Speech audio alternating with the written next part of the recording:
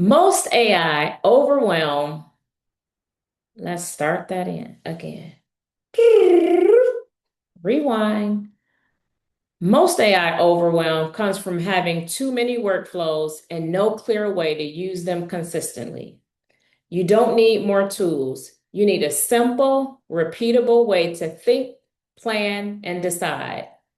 Today, I'm going to show you the only three workflows you actually need and how I use Boss in a Box to keep them clean and sustainable. Here's the real issue.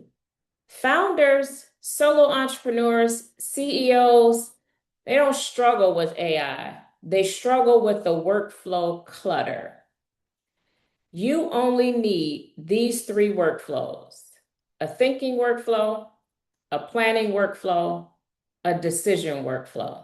So the only three workflows that a business really needs is think, plan, decide. And of course, every business needs execute. That goes without saying. But before we execute, we got to think, plan, and decide. So that's what we're going to do with Brenna and then two of the other specialist advisors in the Boss in a Box kit. This is again a real situation. I try not to do just like mock situations. This is a real situation. These are all the things that I have on my list to do, or the things that I'm working through and what's happening actually right now in my business. So what I'm telling Brenna is I just launched Boss in a Box. I got 68 clicks, 0 purchases. Frustrated because I'm not sure which area to focus on. And I also have to start planning Q1 2026, and I need a roadmap. So I need to begin doing that. And then just some other things on my mind. I've got YouTube videos to finish, deciding whether or not I should focus on LinkedIn, YouTube, corporate training follow-ups. I've got a couple years of taxes pending, plus another year coming up. So I've got a lot of things going on. And I know if you're watching this video, you do too. So watch me as I walk through, as Brenna walks me through using the tools in Boss in a Box to help me figure it all out, because I keep going in circles. So she gives us the cognitive triage, basically how to think through it, what's urgent and important. And if you can kind of think of I think it's the Eisenhower matrix, then you'll see like urgent and important, what's urgent, not important, to get to the goal of what do we need to focus on. So I'm going to drop all the way down here. She says, go ahead and check in with Marcy. Marcy is the marketing and growth specialist. She can help me figure out what is happening with Boss in a Box. And then for the Q1, she's saying, okay, Quartnee, go to Quartnee so that Quartnee can help you with that. So I am going to go into Quartnee next, because we can table the Boss in a Box for right now. Marcy is part of the execution team. And so because we already have decided, when we've made a decision and we kind of got a plan already with Boss in a Box, is why she recommended that we go into execution, because we're just kind of tweaking and going back to deciding and executing. We don't need a plan. But for the other things, we need to go to Quartnee, the planning specialist, our chief of staff. So that's what we're going to do next. So here is Quartnee. I am going to give Quartnee the context of the conversation that I had with Brenna, and then I am going to get Quartnee's input so that Quartnee can help me to plan out our Q1. So she's recapping. Here's where we are.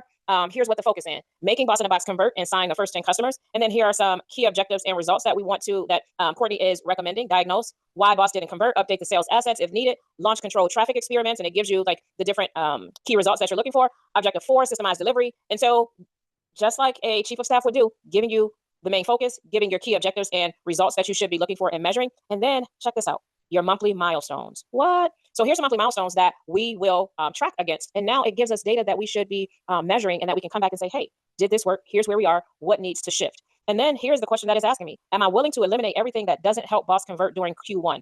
That's a major question, because remember, I gave it a bunch of decisions that I had on the table, and it's saying, hey, if Boss in a Box is what you're focusing on, are you ready to give up everything else? And so here's the roadmap: sending me right back to Marcy for the positioning, telling me to go to Constance for the content, and then Selena for sales and conversion, and then Opal for onboarding and fulfillment, so that Boss is automated, which it already is. And so I would just let them know that Boss is already automated, so we could eliminate that in week 4 through 10.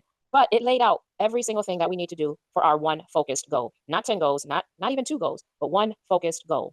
And next, we will then go to our plan, our decide, right? So we've got our plan. Now we need to decide on whether or not we need pricing direction, ideal customer pivots, or new product decisions. And so that is where Elena is going to come into play. So let's look at Elena.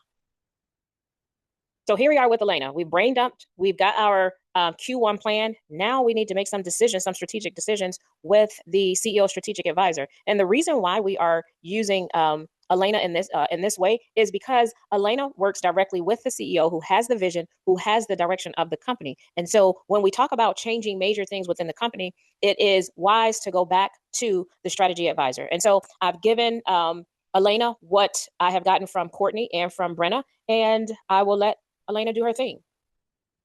Question is, which strategic move makes sense given what we already know? So she gives us what the reality is: 68 people click, 0 bought. 0 means they didn't understand it, didn't believe it, or didn't want it enough. So she tells me what's actually happening. Here's the truth. What do I need to do? Which is really what I want to know. Where do I need to focus with this decision that I have on the table?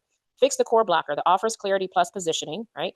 She tells me what this is going to give me, what it's going to help to do. Step two, only after clarity improves, then we will test the friction reducers. So she's not even saying do more than one thing at a time. I love how she is keeping me focused on, okay, let's do this, let's test, and then let's come back. Because isn't it like those of us who love starting things, for us to just start something all over, or to start two or three or four or five things at a time, and then we don't know what's working or not. So Elena is saying, do this first, then test the friction reducers. And she's giving us what we need to do within the next 48 hours. And so here are the exact steps. Here's the question that matters. Do I want to test the variable that gives me the cleanest insight, or the one that muddies the data? Duh, of course I want to do the one that's giving the cleanest insight. So that's the one that we would do, because she says lowering price first guarantees that I won't know what problem I actually solve. And I love that she is steering me away from just reducing the price first. And that was by intention. I wanted you all to see, because sometimes we go to, well, just let me reduce the price. And from a strategic point, she's saying, no, that's not the first thing that you want to do. And then she even says, once you do this, send everything back to Quartnee to update the Q1 plan. So here's what we demo here in this 3 workflows that you need. We think, plan, and decide. So we used Brenna to brain dump, help us through our thinking and what one thing we should be focusing on.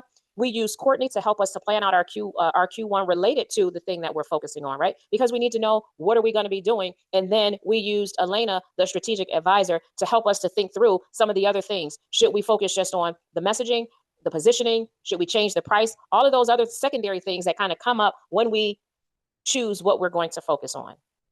You don't need a complicated system. You need a repeatable one. If you're using AI but still feel scattered about what actually matters, you're not doing anything wrong. You just don't have a structure for your decisions. Boss in a Box gives you 9 specialized advisors that show you what moves forward, what gets tabled, and what actually drives your business forward. You don't get more ideas, you get decision and direction. And if you want ongoing support, a grounded place to work through the decisions you've been carrying all along, you can join us inside the AI School for Business. Both links are below.